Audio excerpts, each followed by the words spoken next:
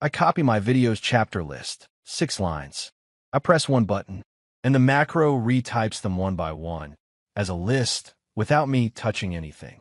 Today we cover loops, repeat, to run a block a fixed number of times, and Foreach, to run it once per item in a list.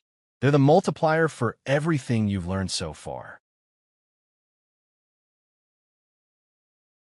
Let's start with the simple one, repeat. From the picker, flow category, I choose repeat. Like the if, the full pair arrives, opening and closing. The opening has a single parameter. How many times? I set 10.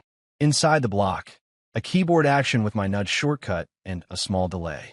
Run it. And the clip moves exactly 10 steps, identical every time. The count also accepts a variable, @ plus name, and the macro decides the repetitions at runtime.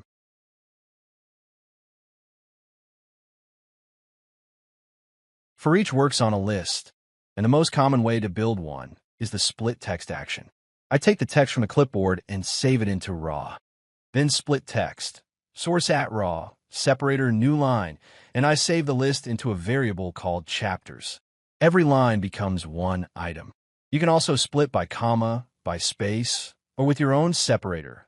By default, edges get trimmed and empty lines are dropped. Exactly what you want with pasted text. Now the star, Foreach. In the opening, I say where the list comes from, a variable, and I point it at chapters. The body will run once per item, and inside it, I get 2 automatic variables, item, the current element, and index, its position.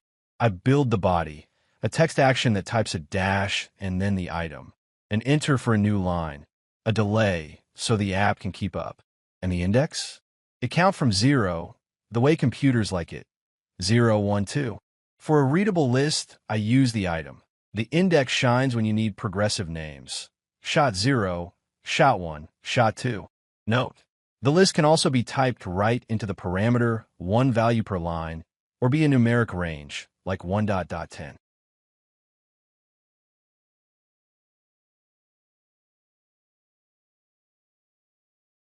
Let's watch the whole chain, clipboard, split text, Foreach. I copy the list, press the button, and the chapters write themselves in order. The best part? The macro doesn't know how many there are. I add 2 lines to the outline. Run again. 8 chapters, 0 changes to the macro. That's the difference between automating a gesture and automating a job.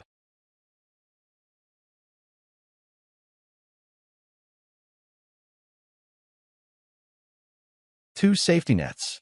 First, loops have a ceiling, 10,000 iterations at most. Go past it and the macro stops with a clear error instead of spinning forever. Second, just like the if, moving or deleting a marker acts on the entire block.